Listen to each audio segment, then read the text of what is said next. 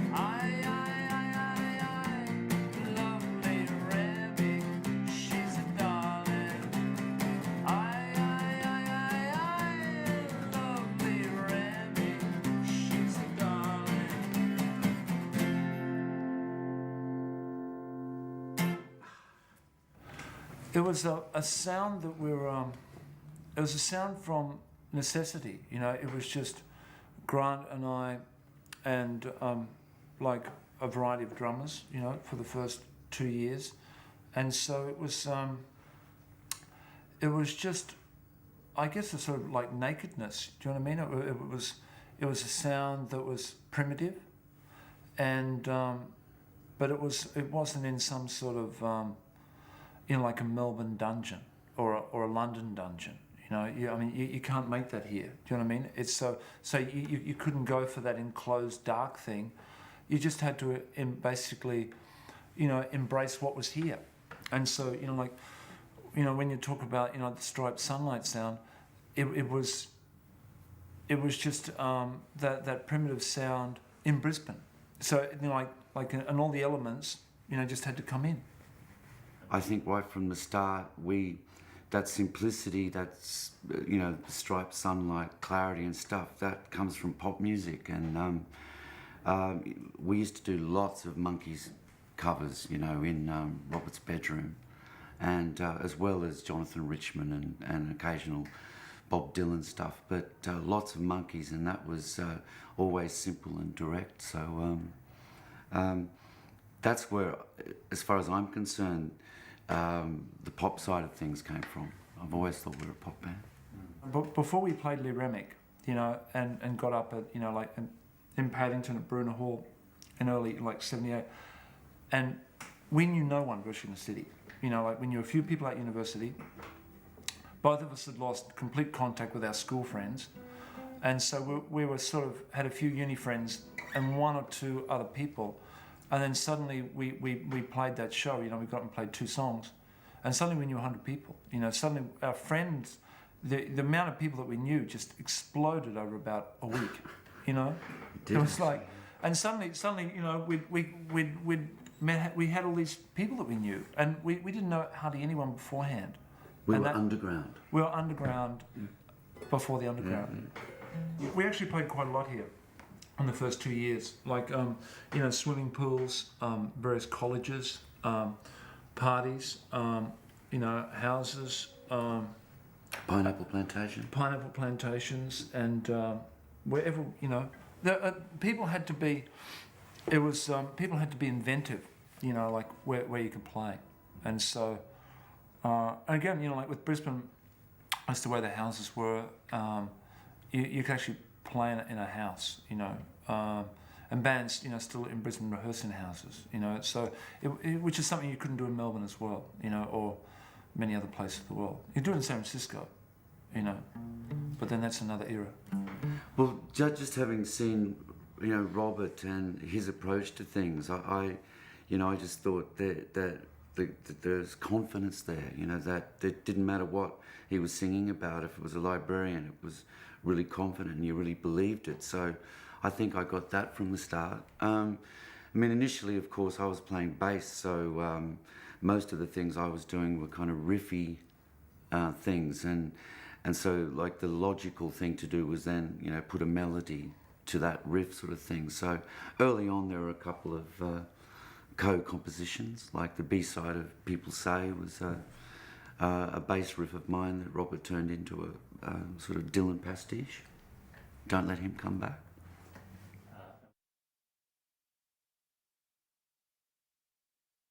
Grant was writing so many great songs around this time that it was almost, in a way, one of many. And so it didn't have that lightning moment of God, you know, he's written something that's... And it's not really, you know, that much better than a lot of the other songs he was writing at that time, you know, they're on before Hollywood. And so it didn't really, like, you know, like, completely take my head off. You know, I just thought it was, like, a great riff, and he had a lot of great riffs. What really impressed me was the lyric, you know, like he'd done Childhood, you know, which as another songwriter, I just went, damn, you know, like, you know what I mean? It was like so obvious you do Childhood, you know, and all my songs up until like 1983 are all now, me, and suddenly Grant had done, you know, and it was like that moment where I went, you know, why didn't I think of that, you know? But you know, that was his field. I mean, you did discover me. Well, he made that breakthrough. Do you know what I mean? And it was like, you know, it was like, this is going to sound a bit extreme. It's like, you know, another painter, and you go around to their house and you see that, you know, do you know what I mean? Like a whole breakthrough, and you stand there and you go, why didn't I think of that? You know, and it was great.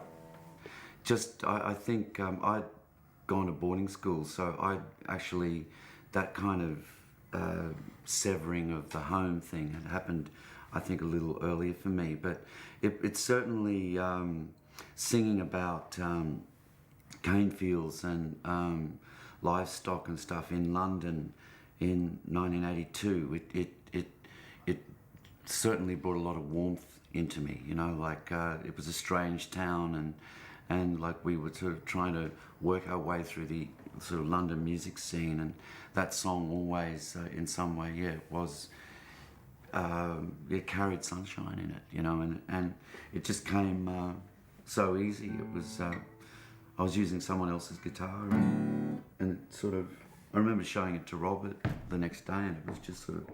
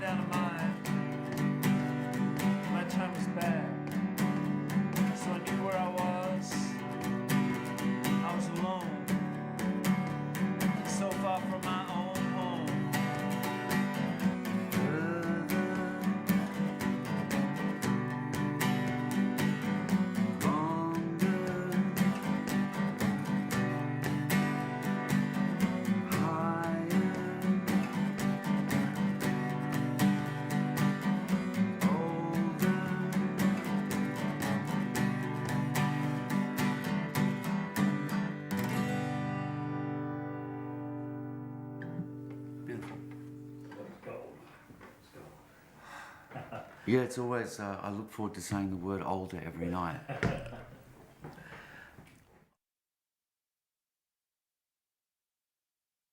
This was also around the time of our first brush with the English record industry as like a machine, you know, where they were starting to groom bands for commercial success. And, you know, we'd seen, you know, we'd been on Rough Trade when Jeff Travis had signed the Smiths and had seen sort of what they'd gone through and stuff. And so there were various people always suggesting to us that, oh, you've got some pop songs, you should go into a good studio and, you know, do it proper, do it English sort of thing. So we lucked into this studio in the south of France, which was owned by a guy called Jacques Lussier, who had a band, well still does, called the Play Bach Trio. And they do sort of jazzy versions of classic, Bach music. And he had this castle, and John Anderson from Yes had, I think, designed the stained glass window. So it was a quite exotic experience for us. And that's unfortunately when I discovered Gitane cigarettes. Right. You know, wasn't until then. And also we were working with John Brand, who had produced before Hollywood, and he just had a great success with Aztec Camera. And John was, I think, trying to make a major label kind of record. So when we were in the studio, there was a little bit of conflict early on in that recording. Part Company I wrote quite soon after Before Hollywood, and it was sort of a step. I see it as an important song in what I've done. It was a little bit more lush, you know. It was a little bit more just sort of strummy, you know, where everything on Before Hollywood, you know what I mean? All of, you know, which is great, you know, but you know, like getting away from a little bit more all of that and just flowing a little bit more. And I just wrote the chord sequence quite soon after we'd done Before Hollywood, you know, before it'd come out, before the album had come out. Before Hollywood came out, I'd already written this, and it was just sort of a small, you know, you look back and you can see it as just a sort of change or you know, like it was just something new. So we should play it. We should play it. I'd like to play it. 1, 2, 3, 4.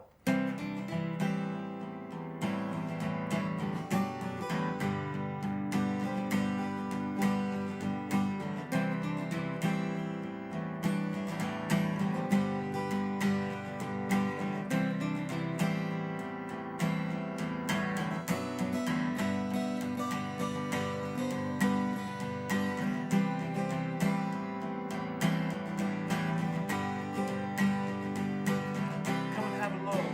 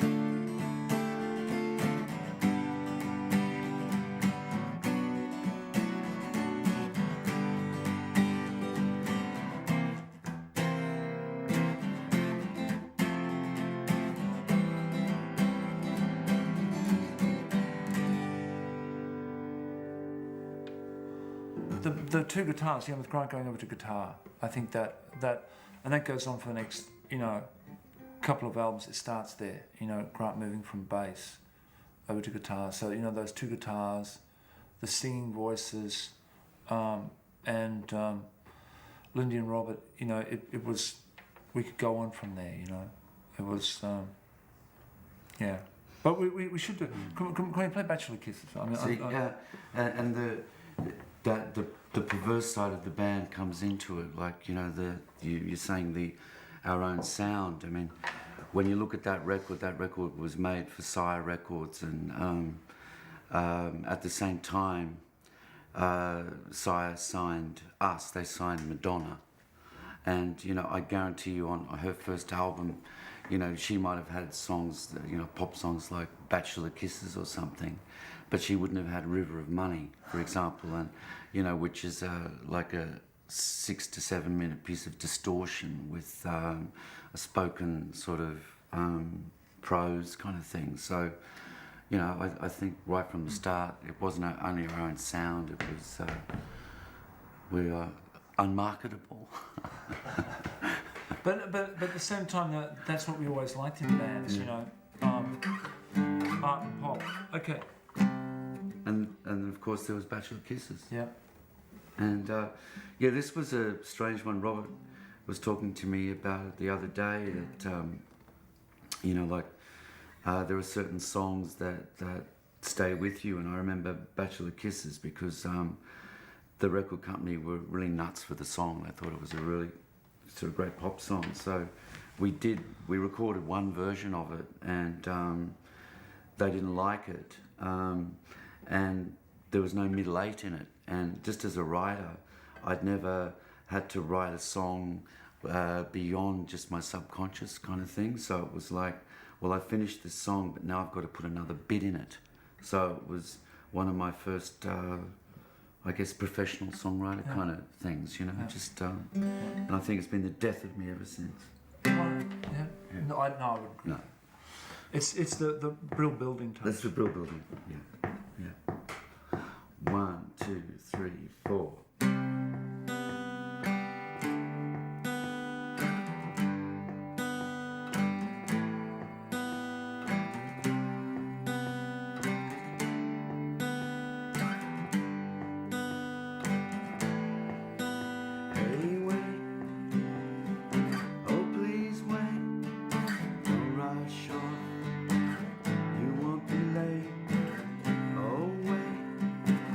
Yes, he'll wait.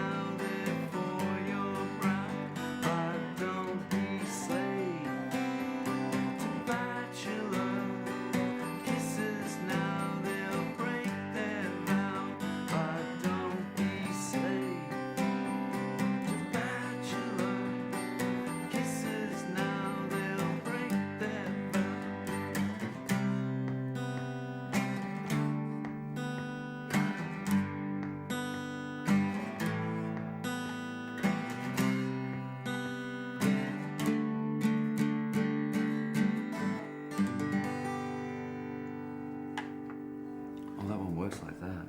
That's beautiful, beautiful.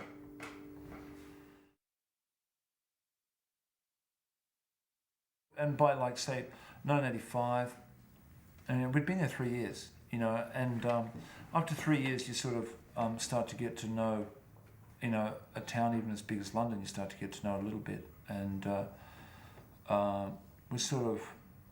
we had a lot of confidence, and we wrote some very good songs. You know, for Liberty Bell, you know, would have to be one of our very best albums, and it had a lot of unfashionable things for at the time. You know, like this is 1985, and everyone was, you know, like was doing clocks and, you know, and you know, synths, and you know, like we had string section, vibraphone, organ, acoustic guitars, all of those things that in 1985, not, you know, like were really not used all that much, you know, and I think that helped. Like besides the songs, I think the London Symphony Orchestra and us. yeah, it was just a beautiful combination. Yeah, we did the recordings process in terms of you know, the way things were done in the 80s, in terms of harmony and group participation and enthusiasm and just an uncluttered approach. It was probably the best. It was just the four of us, backs against the wall. Here's somebody to make an album. No one's interfering too much from the outside world. You've got a good studio, you've got a good engineer, you've got, you know, and that was the basic makeup of the record. It sounds very simple, but it didn't happen much, especially in that time. Yeah, well, it did seem to go well, but during that whole, during the recording of that, we lost a record company and like gained one, like in the space of making a record. And also you got really sick, so you couldn't do your vocals until... Yeah. I did a lot of vocals on one day. That's why they all sound the same. But no, it was yeah. But we should play. We'll play Head Full of Steam, and I wrote this. I was living in an attic in Highbury, and Grant was living in Hackney. We live in Hackney, 85, and the house I lived in was a bizarre cast of English people living by themselves between the ages of about 30 and 60. A completely bizarre bunch of characters. And the house was quite famous. It's in Highbury Barn. It was quite famous because Val Doonican lived there in the early 50s. And there were still people that sort of, you know, you'd sort of pass in the hall who'd sort of talk about, you know, at the time Val Doonican lived there. So, you know, there's a little bit of Val Doonican. If you hear that, you know, a little bit of the... It's also your Prince period. Yeah. Don't forget that. It is. It's Prince meets Val Doonican. It's Prince in a cardigan. Yes, it's Prince in a cardigan. That's the period we're talking. 1, 2, 3, 4.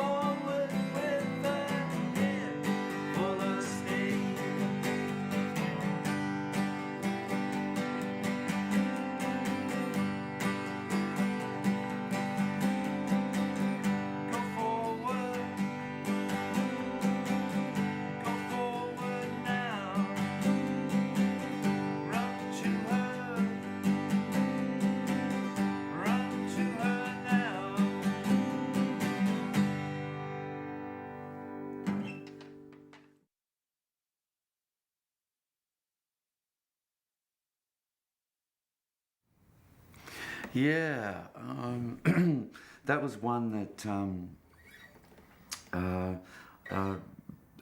it's sort of funny. My grandmother, it's a true story.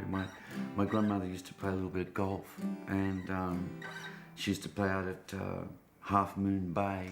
And I went out with her once, and she was a little bit of a hacker, you know, and she wasn't above getting out of the buggy and maybe nudging the ball, sort of, you know, just, but because her grandson, you know, please, Nana. I said, "Oh, Nana, you can't really do that." And she said, "It's too hot to be proud," you know. And I just remembered that, and Bye Bye Pride, it's also a bunch of chords which I've kind of used in a few songs like Cattle and Cane, and Right Here, more sort of drone kind of based chords. So I guess now's as good a time as any to Start the drone. start the drone. And also it had some beautiful oboe on it, courtesy of Amanda Brown. So it was, this one could be a bit on the back porch, you know, a bit sort of bluesy because of the voice. You know what I'm saying? You start again. Yeah. I'll come in. Okay, I'll start it.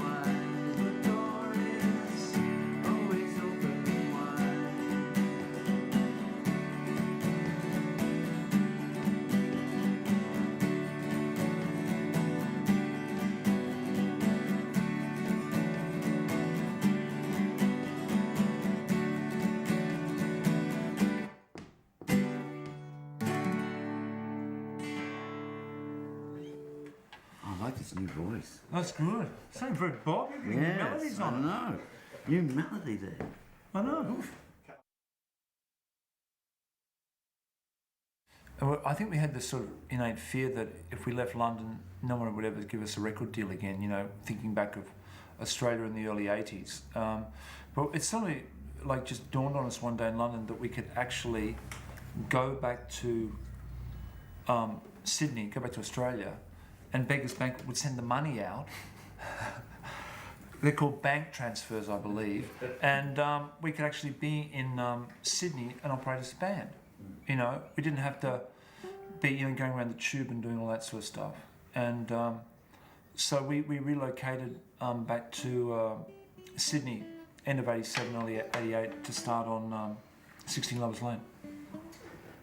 Yeah, that was a real golden time. There was a great summer in Sydney, and it was the, you know, bicentenary, and so Sydney was all sort of on her best sort of, you know, in her best clothes. And the songs that we had, I think Robert and I, it's one of the closest periods of, in all the records we've done, where the songs in some way did have a dialogue within each other. And we had demoed most of the songs just acoustic before, and then sent them to Mark Wallace in London, and we actually brought him out to Australia, and yeah, it was a really lovely period. It was like welcome back to Australia, and you know, making a record for Mushroom Records, and it was yeah, we felt like it was good to be home. Yeah.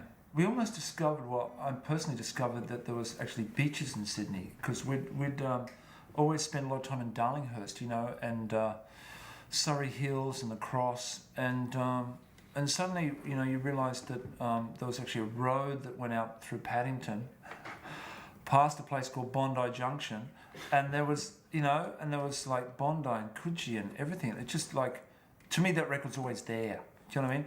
And which brings me, you know, like very neatly, almost too neatly, into the next song, Die For Your Memory, is that, which I wrote a lot of it in a Bondi hotel, which is looking out to out in the harbour of, you know, like, well, that beach at Bondi, just the, you know, the cliffs and everything. And I wrote the song there in Bondi. And it's a song I'm very proud of. I'm going to pat myself on the back here a little bit, okay? Sure. It's got and do a bit of music theory. No, please. And no, and so it's evens or odds? No, evens. Okay. It starts off with a chord sequence that I still think is as good as anything I've written. Anyway, one. If I say so myself, 1, 2, 3, 4.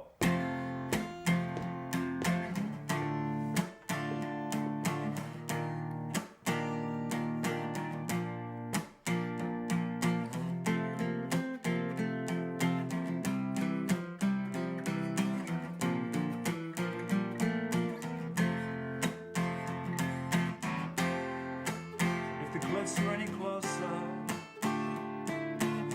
if the water just wasn't so bad, I'd die for your memory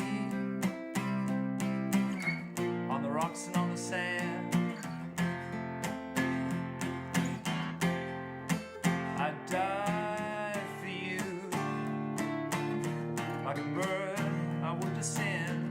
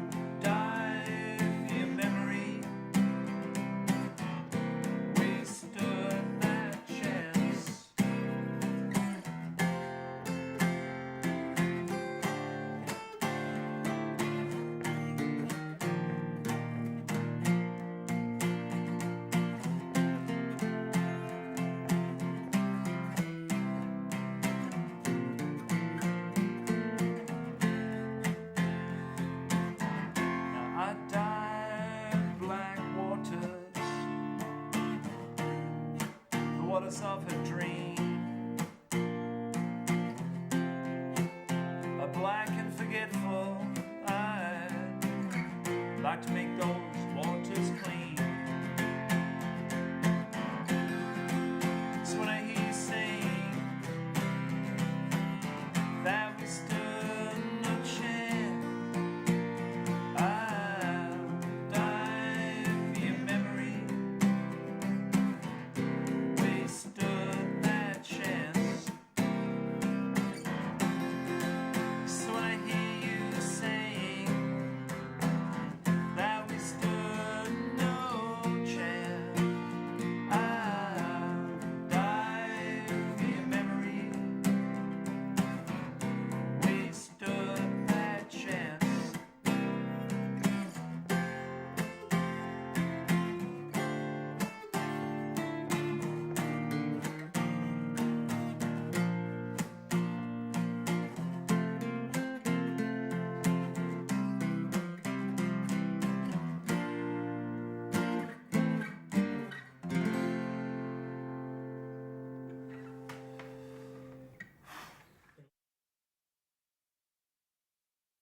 Yeah, it was a strange period at the end of the 80s, beginning of 1990, when the Robert and I sort of stopped the band. I guess in some way, personally, I only ever played with Robert. Like, the only band I'd ever been in was the Go-Betweens, and so I didn't know anything else. And I was sort of, I guess, 30, 31, something like that. So it was time to, I guess, grow up a little bit and spread your wings, play with some other people. Also on a really mundane level, to be able to do a whole album where it's like you can maybe look at the same thing from 9 or 10 different points of view, as opposed to working with Robert, where it was like the unwritten law was, half the album lyrics written by Robert, half written by me, sort of thing. So it was just an opportunity to sort of practice some liberty, I guess.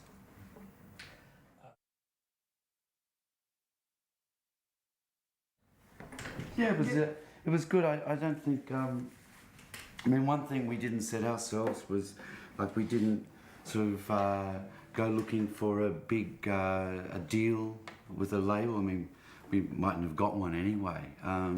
We just wanted it to generate it ourselves. Always important with the Go-Betweens to have the right friends to play with, and we sort of met Adele. Well, I'd met Adele Pickvance through Robert and Warm Nights, and same with Glenn Thompson. And once Adele said yes, she was happy to play bass with us. Then, we ended up in Portland and Oregon, and working in Jackpot Studios with a really good rhythm section, Janet from Sleater Kinney. So it was, like, we didn't, and it wasn't like we were trying to make a jazz record or a reggae record or something. We hadn't changed. It was, we just went in and just pretty much bashed it out as fast as we like to record quickly normally, and it was effortless. Really was effortless. It was. I think it worked for just the whole, where like Rachel Worth came from. Like, Grant was living in Australia and I was living in Germany. It was sort of nice because Grant came over to where I was living in Regensburg in Bavaria, and it was like snowy, and suddenly the band was sort of restarting in this sort of snow-driven medieval city, and which was like just so Go-Betweens, and right at the start of 2000, and then it went to Portland, again, just something completely weird, a new landscape. That felt great. Yeah, German Farmhouse, that ended up on The Friends of Rachel Worth, was a song I wrote in 1996, and I was in London in a recording studio with Edwyn Collins, and I was doing the last of what was going to be my solo albums, called Warm Nights, and I was in the studio with a guy.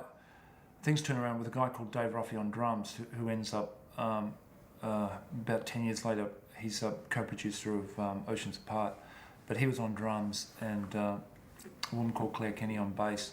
And we just had a break in recording. It was early '96, and we must have stuffed off a take or anything or something. And I was just standing there with the guitar, and I just went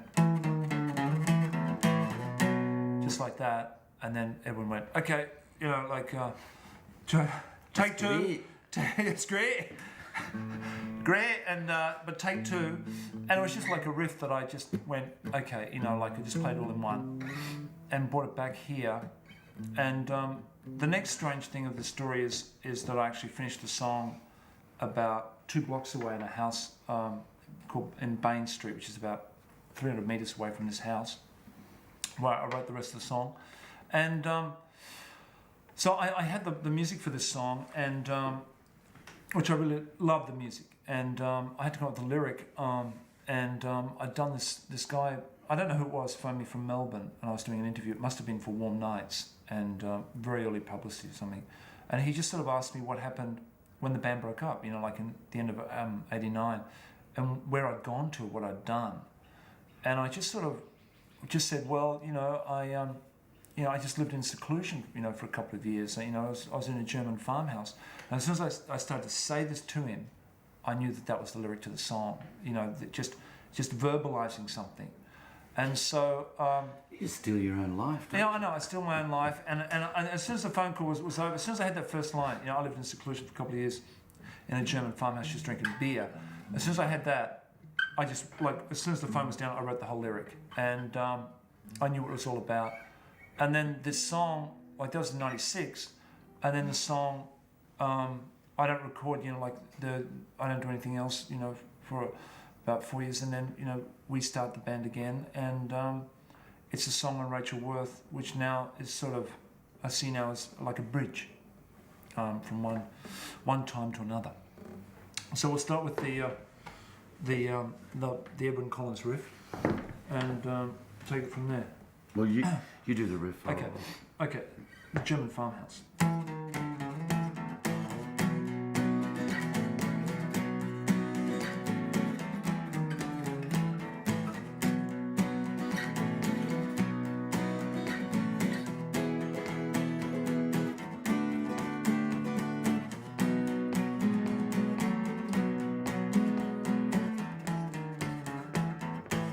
I lived in seclusion for a couple of years.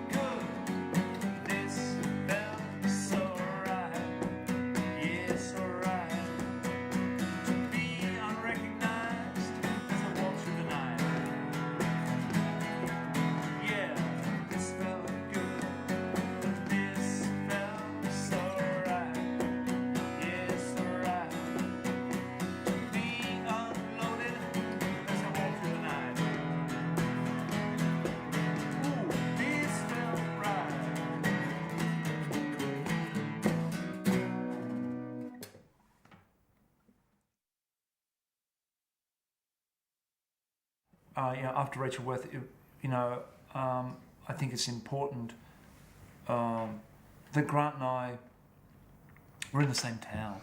I think that is a major part. Just drives the band in a way, that proximity, and for the band to go on, and just to, and again, it goes right back to the start of the band. I drive over to his place, in my car with a guitar in it. We should think of a new way of we should be on Pro Tools and some computer setup where we're emailing songs to each other, across Brisbane, but we just haven't got in us to do that. And so it's still the car and the guitar. Yeah, I mean, too much of one thing's it's a good one to do actually, because sort of growing up in North Queensland, country music was I was exposed to a lot of country music, and I remember Robert for many years just couldn't stand country music in a way. I mean, there was certain country music that he liked, and Nashville Scholar. Well, that is strange country music. That is spooky country music. It is. Yeah. And occasionally, Robert's got into it, and I think now he sort of listens to more country than I do. But this song, Too Much of One Thing, I had a chord progression, and I had the great chord progression. Yeah, and I had the melody for it as well, and I played it to Robert, and Robert just like straight away said, "Oh, can you play it again? Can you play it again?" And I said, "Yeah, all right," but I imagined this song as in 7 to 8 minutes. I always thought it was kind of a long storytelling song, and Robert really got it. Anyway, the next day came back and he'd written all the lyrics for the song, sort of pushed me out of the lyric writing process, and actually gave me the middle 8 bit, which is just like baby talk. So it's too much of one thing anyway. 1, 2, 1, 2, 3, 4.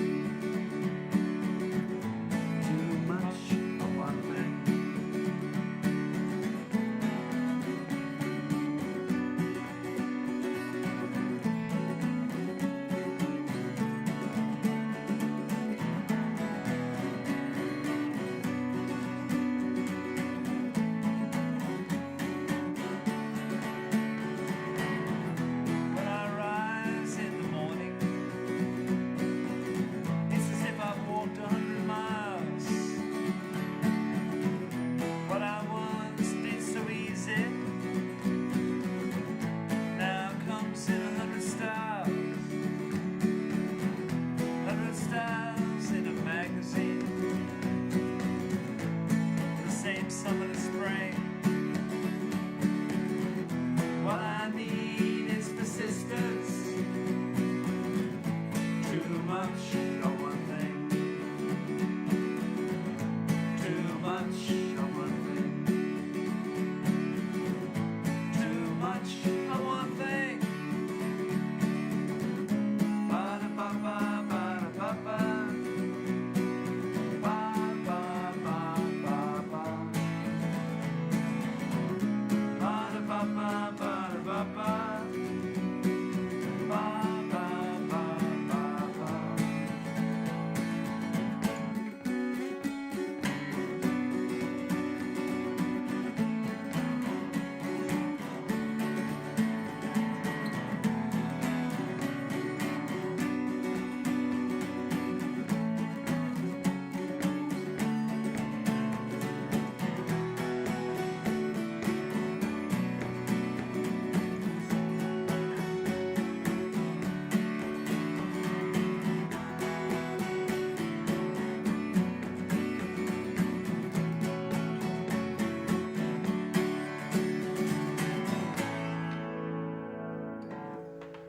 The Ballad of the Band. Yeah.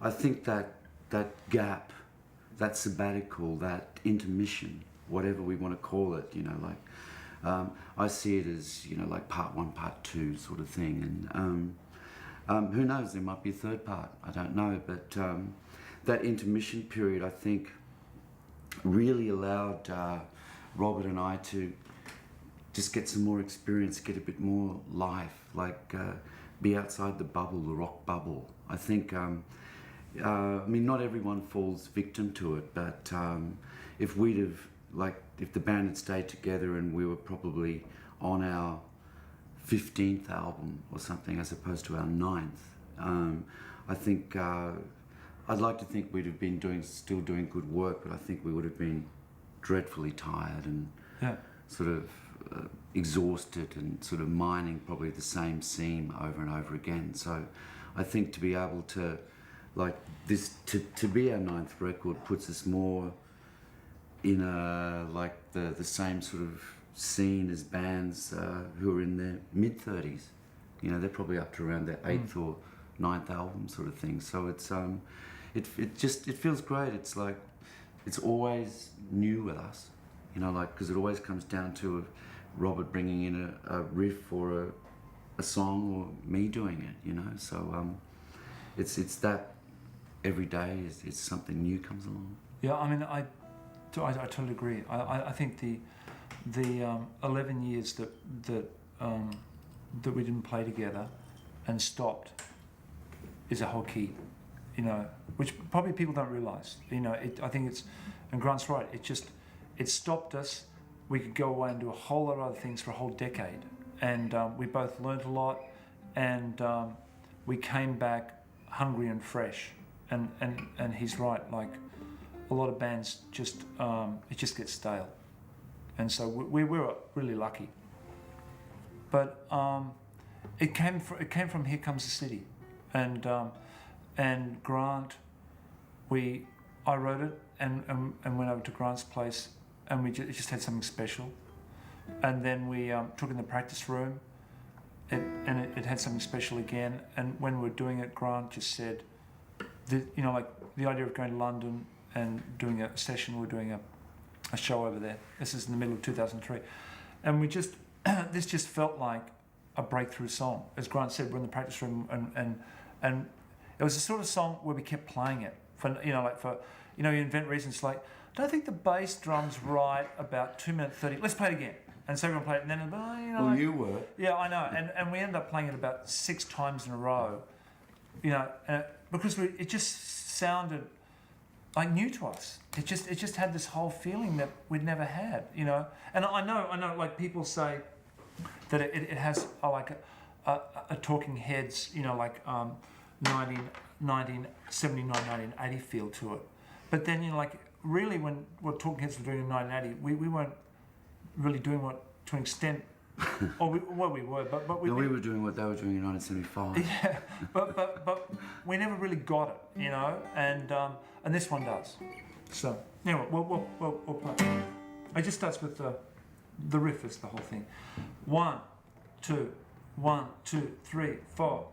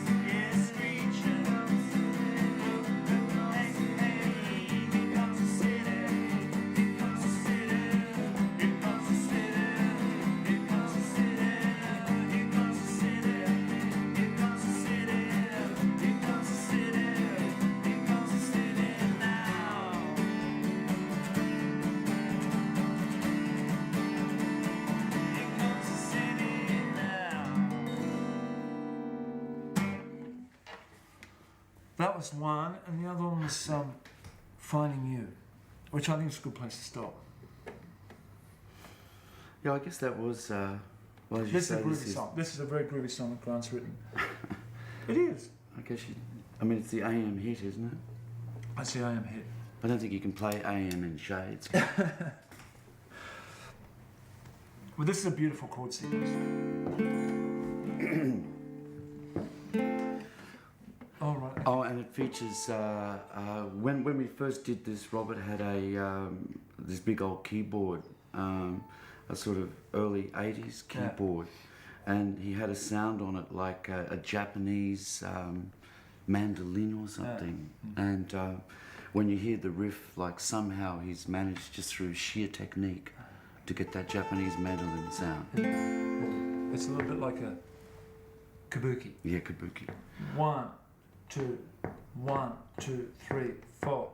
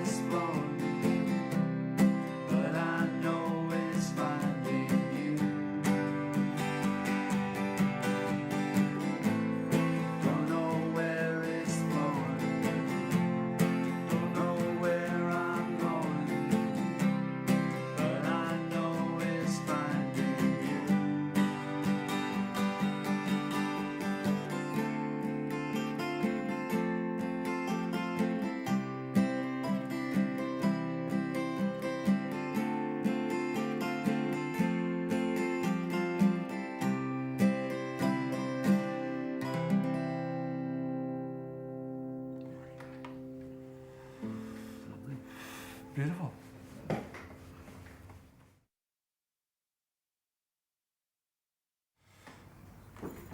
The Future. Okay, hang on. Was that Leonard Cohen song?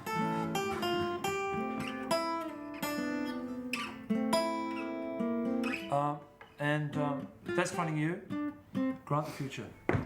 The Future. Give it to him. Give it to him. Well, in the Go-Betweens world, the future is always, gentleness. Beyond the music, like if you're a Go-Betweens fan, I really think that in the next couple of years, we're going to vindicate your love of us. I think we've still got a lot of work to do. Robert and I constantly talk about like what the next thing's going to be, and I mean, with us, it could be a soundtrack to a 5-hour French movie, shot in Morocco, and that would be a great Go-Betweens move.